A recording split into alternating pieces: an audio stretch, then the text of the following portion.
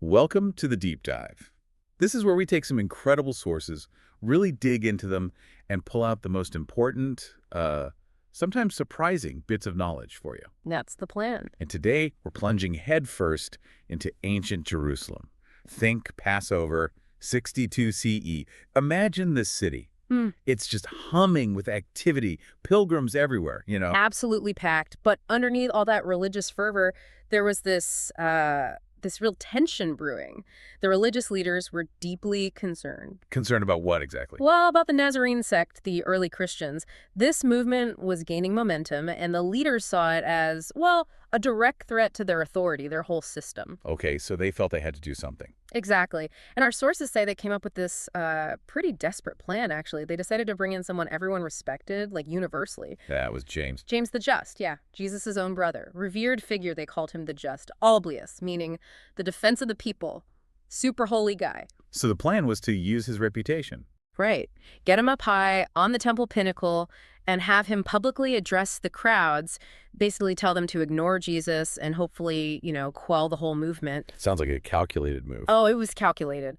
But what's really fascinating and what we're diving into today is how that plan kind of spectacularly backfired and set off this whole chain reaction. That's what we're exploring. We're looking at this extraordinary claim that the book of Revelation, which people usually think is about, the distant future, might actually be a prophetic roadmap. A roadmap for events that happened right then in the ancient world, basically between 62 CE and 136 CE. And the evidence. Our sources talk about 17 receipts, like documented historical moments that seem to line up perfectly. Yeah, documented fulfillments. And if they're right, it could totally revolutionize how we understand biblical prophecy. It's a big claim. Huge. So our mission today is to unpack these historical accounts. We'll look at how they align with this, well, pretty radical interpretation of Revelation. We want to give you a fresh perspective. Look at the history, the prophecy, balance the big picture with some memorable details. Hopefully deliver some aha moments without, drowning you in information. Okay, let's get into it. It all starts with what our sources call the triggering event. James, that prophecy, and this completely unexpected fulfillment on April 6th, 62 CE. So Jerusalem, Passover, 62 CE. The source paints this picture. All the tribes congregated hither, and some of the Gentiles also. The city's overflowing. And the leaders are nervous. Seriously worried. They're saying things like, a little more, and we shall have all the people looking for Jesus as the Christ. It was gaining traction. Even among, the ruling class, some were starting to believe. Now, you mentioned prophecy. Was there something specific hanging in the air, prophetically speaking? Absolutely. You have to remember, 32 years before this, Jesus himself stood on that Temple Mount. And he said something really specific in Matthew 23:39. Okay, what was that? He said, "You will not see me again until you say, 'Blessed is he who comes in the name of the Lord.'" Ah, so a condition had been set. Exactly. And for 32 years, that condition hadn't been met. The leadership certainly hadn't hailed Jesus as Messiah. The blessing hadn't happened. Okay, so back to their plan with James. Yeah. Using this revered figure, he was known for his extreme piety, right? Oh, incredibly so. Spent decades praying in the temple, apparently, begging forgiveness for the people. The source says his knees became horny like that of a camel's from kneeling so much. Incredible image. Wow.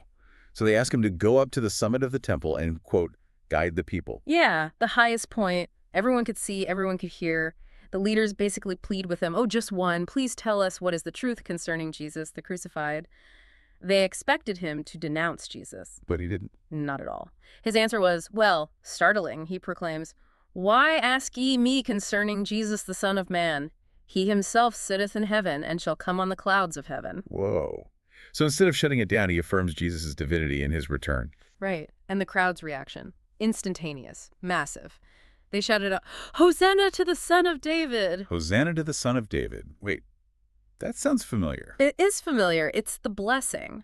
That thunderous shout from that huge crowd the leaders themselves gathered fulfilled Jesus' 32-year-old prophecy. The condition was met. Unbelievable. Their plan to suppress Christianity became its public vindication. Exactly. The crowd, brought there for one reason, ended up proclaiming the very blessing Jesus said had to come first. A pivotal moment. But a tragic one for James. What happened to him? Swift and brutal, they seized him, threw him off the temple pinnacle. He actually survived the fall, miraculously. No way. Yeah. And lying there injured, he prayed, echoing, Jesus, forgive them, for they know not what they do. Then they stoned him, and finally someone killed him with a fuller's staff. Just awful. A truly horrific end. And the sources say things happened after that. Omens. Yeah, remarkable things, independently documented. A great light shone around the altar at 3 a.m. for half an hour. A heifer gave birth to a lamb right there in the temple courtyard during the feast. Strange. And maybe the strangest. The huge eastern gate of the temple needed like 20 men to close it. Usually it just opened by itself at midnight. Bolts still fastened, as if the temple itself was, I don't know, opening up. Okay, so James dies. These omens appear. Yeah. What's next? 43 days later, May 19th, 62 CE, heaven responds. While the leaders might have been thinking they'd handled the Nazarene problem, something else was happening. What did Josephus record? You mentioned him earlier. Yes, Josephus, a Jewish historian, he recorded this incredible sight. Before sunsetting, chariots and troops of soldiers in their armor were seen running about among the clouds and surrounding of cities. Armies in the clouds. Armies in the clouds, matching what James had just proclaimed about Jesus coming on the clouds. Precisely. It directly echoed James's words and Jesus' own promise about being seen again after that blessing. It looks like heaven's validation. And there was something else. Voices. Yes, from inside the second temple, voices were heard saying together, let us remove hence. Let us leave this place. Whoa. Interpreted As heavenly beings, maybe God himself departing the temple, signaling really the end of that centuries-old covenant relationship, a massive theological shift. Okay, this is where it gets really critical, right? The interpretation of these signs. Absolutely crucial. Imagine you're a first-century Jew. You see armies in the sky. What do you think of? I don't know. Deliverance. Protection. Maybe the Maccabean crisis a couple centuries earlier. Back then, similar apparitions were seen as God promising deliverance from Greek oppressors. Ah, so historical precedent. Right.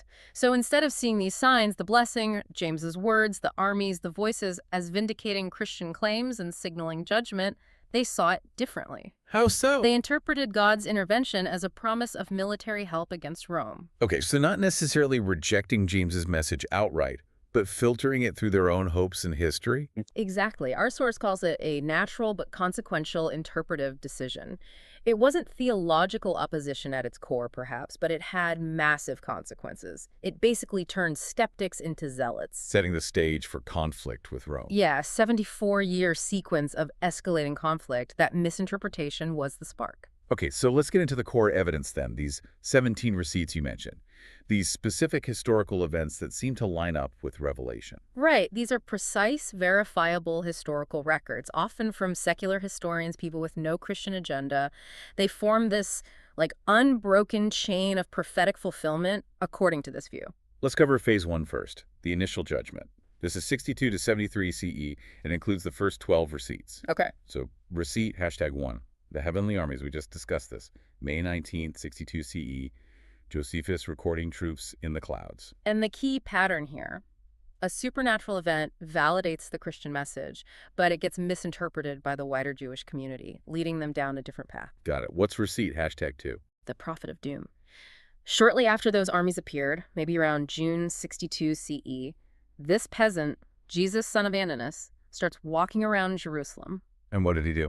For over 7 years, day and night, he just cried out, woe, woe to Jerusalem, woe, woe to the temple, woe, woe to this people, nonstop. Wow, 7 years. That sounds intense. Incredibly intense, and it lines up very directly with the woe passages you find in the book of Revelation. Okay, and while he's crying woe, we have receipt, #3, let us leave this place. Exactly. Around the same time the prophet starts his warnings, those voices are heard inside the temple. Let us remove hence. Divine departure. So God's warning, God's departure. And our source connects this potentially to Revelation 6, where the martyrs under the altar are crying out for judgment. These first 3 receipts are like the initial warning signs. Things escalate quickly, though. Receipt, #4, the false Messiah and the sacrifice crisis. August 24, 66 CE. This sounds major. Oh, it was huge. For over 125 years, they'd offered twice daily sacrifices for the Roman Caesar, the Tamid offering. It was like a core part of their religious and political life, acknowledging Roman rule in a way. And that stopped. It stopped. Cold. August 24, 66 CE. This wasn't just about ritual, it was a massive statement.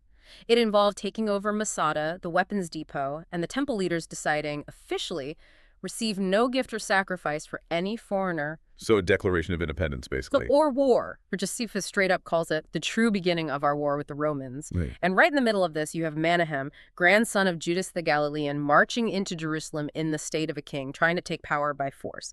A rival messianic figure. Chaos. And out of this chaos comes receipt. #5, the remarkable victory. Yeah, November 15, 66 CE. The Zealots actually managed to kick all the Romans out of Jerusalem. First time in 129 years. How do they manage that? At Beth Horon Pass, it was a stunning victory, echoed Judas Maccabeus' victory there 230 years earlier, felt like divine intervention to them. They beat 5,680 Romans. And the source suggests their victory songs might have sounded like Revelation 13.4, who is like unto the beast, who is able to make war with him. But that victory didn't last. Okay, things are really heating up now, both on Earth and apparently in the heavens. Receipt, #6. An actual battle above the Second Temple. Yes, January 31st, 67 CE. Josephus describes it vividly. 2 clashing battalions fighting directly in the air above the Second Temple. Not just a display like before, but actual aerial combat. Cosmic warfare. Pretty much. Our source links this to passages like 1 Thessalonians 4 and Revelation 12, and Tacitus, another historian, confirms that Roman sacrifices were still stopped during this time. The conflict is escalating on all levels. Amidst all this, how did people identify themselves? This brings us to receipt #7, the mark of the Zealots. Right. Sources say the Zealots marked their right hands. It was a way to identify fellow resistors. And the connection to Revelation. Revelation 13.16 mentions marks on the right hand or the forehead as identifiers, distinguishing those loyal to the beast system from others. In this context, it distinguished the ardent resistors from, say, Roman collaborators or maybe even observant Jews who wore tefillin on their foreheads. Different marks, different loyalties. Interesting. And speaking of time frames, receipt #8, the 42-month period. This one's quite specific. Revelation 11.2 says the holy city will be trampled for 42 months. Okay. Well, if you look at Josephus' timeline, the Zealots effectively controlled and disrupted the Second Temple for exactly 42 months, from when they really took over around early 67 CE until its destruction in August 70 CE. Precisely 42 months. That's what the timeline suggests. And the source notes their actions, desecrating the temple, made them functionally Gentile in their behavior towards God's house, fulfilling that trampling idea. And during the final siege, things got even stranger. Receipt #9, the sun cometh. The Aramaic warning system? What was this? Okay, get this. The Romans are besieging Jerusalem, using huge catapults firing 100-pound stones. The Jews on the walls developed a warning system. When they saw a stone coming, they'd shout, Bar, Ada, which means, in Aramaic, it means the sun cometh. Wait. Seriously? Seriously, the irony is just staggering. They're warning each other about Roman artillery, but the phrase they're shouting is the sun cometh. Which connects to Revelation how? Revelation 16 talks about Christ coming like a thief and mentions judgment involving huge hailstones, like 100 pounds each. So they were completely, unknowingly shouting out a warning that echoed the prophetic description of divine judgment falling upon them. That's mind-blowing, actually. It really is. Profound irony. The siege grinds on, leading to receipt #10, the end of all sacrifices. Yes, July 14th, 70 CE. That twice-daily Tamid offering we mentioned, it stopped prominently. No more lambs, no available priests. The core ritual of the temple just ended. And you mentioned a time frame connection here. Yeah, this is really precise. If you count back 1,260 days, which is exactly 42 months from July 14th, 70 CE, where do you land? Let me guess. January 31st, 67 CE. Exactly. The date of that aerial battle over the temple, receipt #6. It's like a hidden timestamp confirming the 42-month prophecy in Revelation 11. It's incredibly specific. Wow. Okay. And inevitably, this leads to receipt #11, the temple's destruction. August 4th and 5th, 70 CE, the Second Temple burns.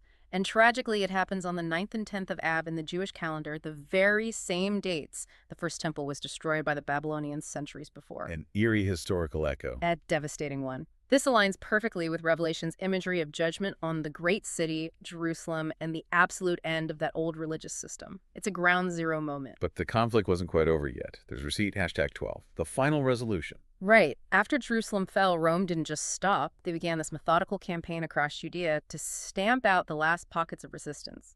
It took nearly 3 years. And there was a pattern. A clear geographic pattern of advance. Jerusalem, then Hebron, the forest of Yardenit, Machaerus, Herodium, and finally Masada.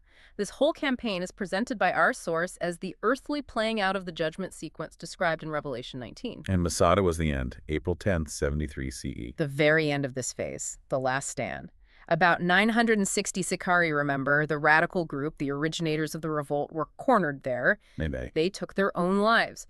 Their leader, Eleazar ben Yair, gave this speech, basically confessing how their own choices, their violence, led directly to this destruction. It's a chilling fulfillment of all who take the sword will perish by the sword. Matthew 26.52.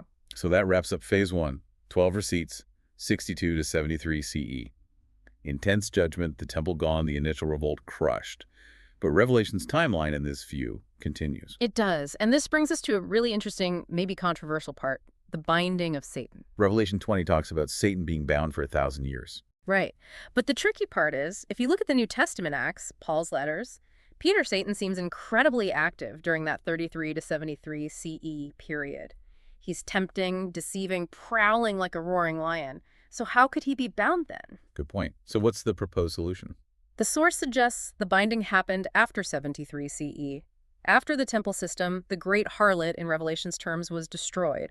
That destruction cleared the way, so to speak. So Satan was bound following the Jewish war. That's the idea. Revelation 20.1-3 describes the binding that he should deceive the nations no more till the 1,000 years should be fulfilled.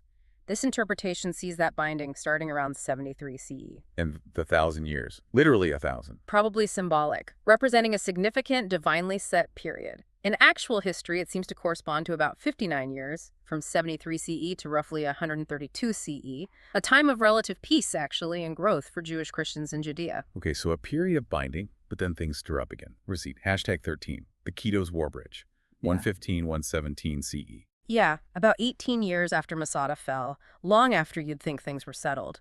Suddenly, there's this huge, coordinated Jewish uprising, not just in Judea, but across the Roman Empire.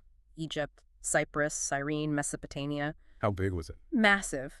Documented casualties are around 640,000. It was enormous. Oh, that's the point of it. The source argues it wasn't random violence, it was more like strategic reconnaissance and force, testing Roman strength, maybe feeling out weaknesses, a connecting bridge, preparing for something bigger. Because Satan wouldn't stay bound forever. Exactly. Revelation 20.3 says he must be loosed a little season. It's presented as a divine necessity, part of the plan. And Jesus mentioned something about this. Yeah, the parable of the unclean spirit returning in Matthew 12.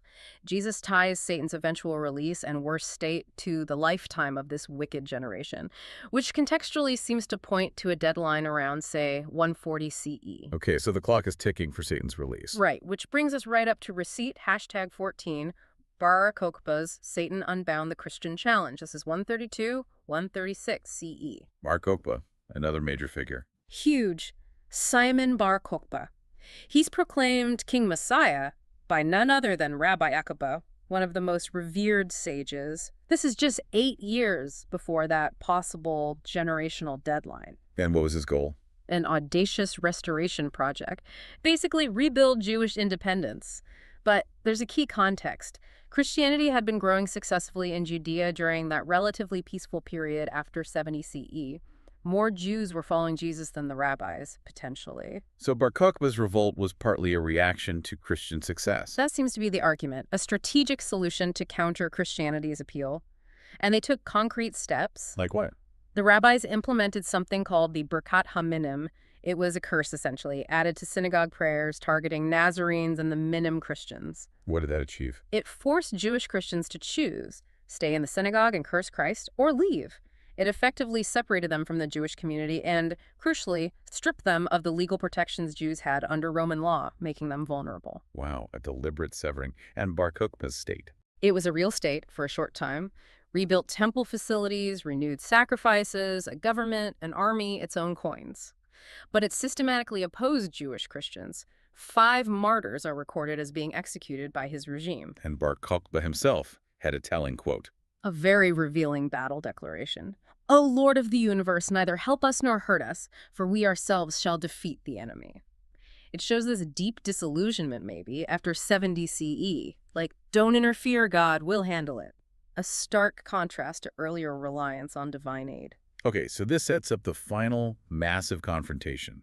Receipt, #15, the Hebrew sand of the sea army. Revelation 20.8 describes Satan gathering nations for the final battle, the number of whom is as the sand of the sea. Usually interpreted as Gentile nations, right? Often, yes.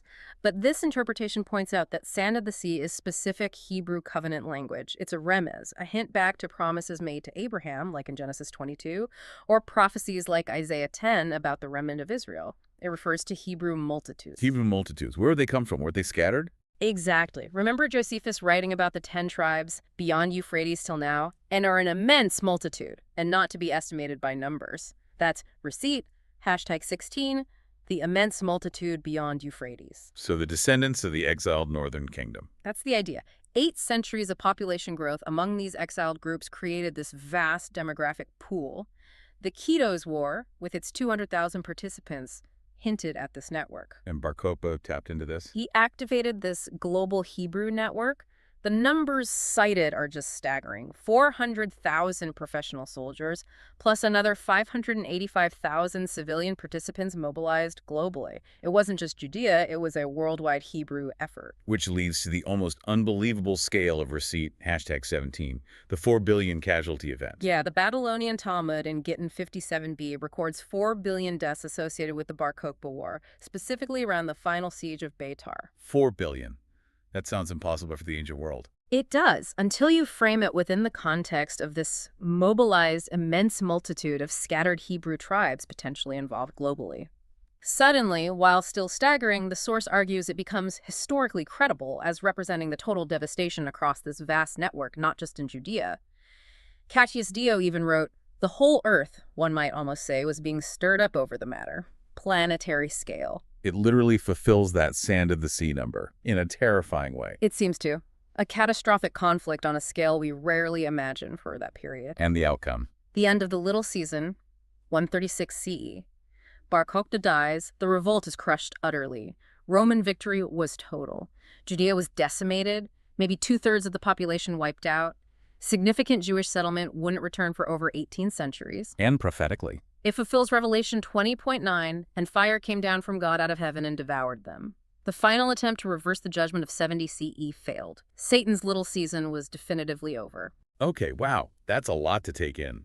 17 receipts spanning 74 years, painting Revelation not as future prediction, but as historical commentary on its own time. Exactly. So what does this all mean for you listening to this? Well, this deep dive is proposing that Revelation isn't some disconnected appendix to the Bible. It's the prophetic capstone of the New Testament. Right. It documents this cosmic drama, God's vindication of Christ, not through abstract theology alone, but through concrete, undeniable historical events playing out between 62 and 136 CE. It provides a kind of narrative completion. That's a good way to put it. The theological coherence is pretty striking when you look at it this way. It shows how the Old Covenant vanished away, like Hebrews 8.3 says it would. It shows how Jesus' promise in Matthew 24, "This generation shall not pass away until all these things take place," could have been literally fulfilled within that first century time frame. And how God bruised Satan shortly, as Paul promised in Romans 16.20, through that binding after 70 CE and the final defeat in 136 CE. And the text of Revelation itself.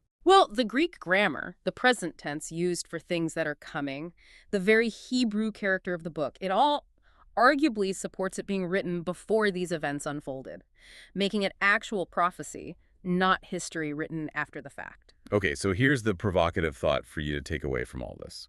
What if biblical prophecy isn't primarily about decoding headlines in the distant future, trying to figure out what hasn't happened yet? What if its most dramatic, detailed prophecies, like those in Revelation, are actually a precise, historically verifiable account of God's mighty acts in the 1st and 2nd centuries? A story already completed. What if Maranatha, our Lord has come, isn't just about the first advent or a far-off second coming, but refers to this period of judgment and vindication that maybe the world has largely overlooked for 2 millennia? The 17 receipts seem to suggest it. The grammar might support it. The history, as documented by non-biblical sources, seems to align with it, and the overall theology points towards it. Maybe Revelation isn't the mysterious, locked book we often think it is. Maybe it's a monument. A monument to what? To the faithfulness of God, proving his word, vindicating his son, and closing a chapter of history exactly as he said he would.